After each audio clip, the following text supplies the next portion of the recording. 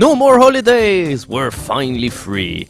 But we're not free from this episode yet because this is the hardest level of the entire episode. And I'm certainly not gonna make it easy on myself.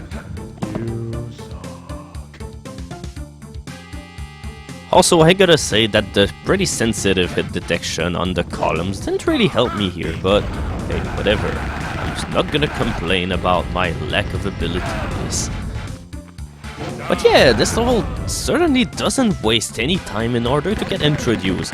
The hard as hell beginning part, we have to avoid a lot of fire columns that move around randomly, and finally you have a shit ton of people to kill and a lot of enforcers. Yeah, even though we didn't really see them a whole lot into this episode, don't worry, they're back with a vengeance here. I know that somebody posted in the thread something in the hill cover. The random number generator will fuck me into one of the levels. Well, you were right, because we're gonna see a shit ton of enforcers into this level. Not as many as in Elevator Trouble, but we're still gonna see a lot of them, and well, they're pretty much all gonna be at the same place, so it's gonna be very, very fun. And by the way, you don't need the gold key in order to beat the level, but it's gonna lead us to a very valuable secret that's gonna be helpful in order to succeed into this level. This entire part is optional, but hey, we have to show it. And also, who can say no to a flame wall? Why do I keep saying firewall? I mean, I was re-listening to a couple of the videos that I've done, and I keep calling the flame wall the firewall. I don't know, because as much as the ID is pretty much the same, I don't know, firewall just sounds sticky and dumb instead of flame wall, which is devastating. I just feel that I'm doing some disservice to the greatest weapon into the whole game, because it kills everything. And literally everything, and you're especially gonna love the flame wall into episode 4. But right now we're gonna drop it because we might need it into the silver key door, and we're just gonna go here and oh god, in order to go face to face with an enforcer. But thankfully Super Mario Bros. Tactics come to our rescue. But yeah, I wanna bring in as many missile weapons as I can into the upcoming silver key room, because this room probably is one of the hardest rooms to face into the entire game. But I also like it quite a lot. It's really a nice room and certainly the highlight of the level. Which, by the way, is episode 3 area 6, Movin Walls. This is a really nice place in order to practice your lobbing a flame wall, just so that you shoot it over the turret here, because the flame wall is inefficient and also it's gonna block the fire entirely. And you definitely want to burn as many people as you want. Considering that this section of the level is very crowded, a lot of the enemies in this level all appear into this one room. Yep, I wasted my flame wall on this one guard and I didn't regret it. But yeah, this is what I like about this level. There's a whole lot of different hallways, and yeah. And also there's the sentry gun into the middle of the room, which once again is more of an aid than a detriment, because as far as I know, it's killed more enemies in the other side than it did any kind of damage to me. So yeah, I really like those guns. They might take a shit ton of abuse to kill, because they take something like 3 bazooka shots in order to die, but they're so awesome, if only because they usually end up being more of an aid to you than an entrance. But this level also has a shit ton of secret areas. I mean, with wall-to-wall into the shower episode, well, the name is kind of a giveaway. This level really tries to be a wall-to-wall, although it's kind of not in the same quality, but it's still a pretty good level. I do like it. And those turrets are always incredibly amusing. Not only do they have a short range, but they can only shoot whenever you're standing in front of them. They're so harmless.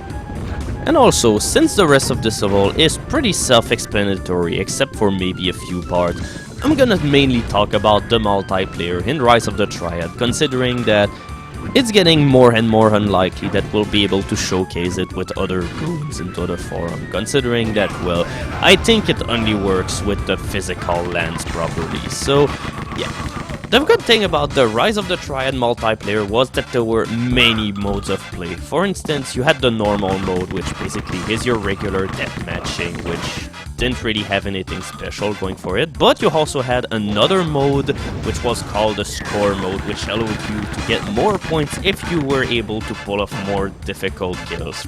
Oh, and make sure that you get everything that you want before you press this touch plate, because once that you've pressed it, you cannot go back, because the pillars into the room just reassemble themselves just to block your way back to the beginning of the level. So that's pretty much it. So score mode gave you more points depending on the kind of kills that you did. For instance, killing enemies with bullet weapons will award you more points than with missile weapons, and you will get the most points if you manage to kill somebody by crushing them or stomping on their head. So finally, we have a deathmatch game which rewards creativity. But there were other game modes. For instance, there was collector mode, in which you just ran around the levels in order to collect little Triad symbols that were in 3D, and the winner would be whoever collected the most. Finally, you had scavenger mode, which was the exact same thing, but with weapons, because yeah, collector mode was a weaponless mode, so it was as pacific as Rise of the Triad could ever get. Well, either that or the tag mode, because yeah, you could play tag in Rise of the That heat-seeking missile! Just hit whoever is in front of me instead of swerving to get that one guy that you cannot get, and... Oh my god, are you kidding me? The firebomb is stuck in the pillar! Now I can't even get it anymore, and there's 3 Triad Enforcers waiting for me. This is not good. Really, really not good. So, if you ever wanted a preview of episode 4, you've got it right here. This is what it's gonna be like, except there's gonna be more enemies than that, and less missile ammo too. So, since we're gonna spend about half an hour shooting those guys down with the machine gun, because there's no missile weapons around, might as well keep talking about the multiplayer. You had the tag mode, which allowed you to simply play tag, which really is funny, I gotta say. You also had the more mature version of tag mode, which was hunter mode, in which somebody didn't have any weapons and everybody else would. So basically, whoever managed to kill whoever was the prey will get points, and the game will randomly switch the person who's being hunted in order to keep things fresh. You also had the eluder mode, which was... well, it was basically like the collector mode, except that the triads will move and you would need to tag them. Then there was a deluder mode in which you needed to shoot the wandering triads around the level. And to cap everything off, you also had capture the triad. Yep, capture the flag, but in 1995, and it was a triad. Before elaborating more about Capture the Triad, first of all, never go into this one secret. It's a terrible idea. There's only life symbols, but there's also 2 Triad Enforcers in order to protect them. And you will see also really soon why going into this one place is also terrible. Especially if you have a slow character like the one that I have. The reason for this being, it's almost impossible to jump out of this one room, except if your jump manages to be incredibly pixel perfect. If you're playing the game using only the keyboard, I'm not even sure it's possible to escape this part without cheat codes. Here we go, it only took me about a minute and a half in order to get out of here. So, to come back on the... Oh god, there was a flame wall here all this time. I completely forgot that it was there. Oh, it would have made my going through the previous parts so much easier. But let's go back to Capture the Triad already, because, yeah, Capture the Triad was the first time, or at least one of the first reported times, that Capture the Flag was a game mode into a first-person shooter. After that, we will have to wait until 1997, and Quake came along, because one group after that decided, which was called 3Wave by the way, they decided to make a Capture the Flag modification for Quake, and that's pretty much the thing which made it so that the whole Capture the Flag genre will become something popular. So essentially, Rise of the Triad what created the whole Capture the Triad thing, but Quake made it so that it will eventually become something popular that a whole lot of people ended up playing. And going from that, it became a staple into a lot of first-person shooters.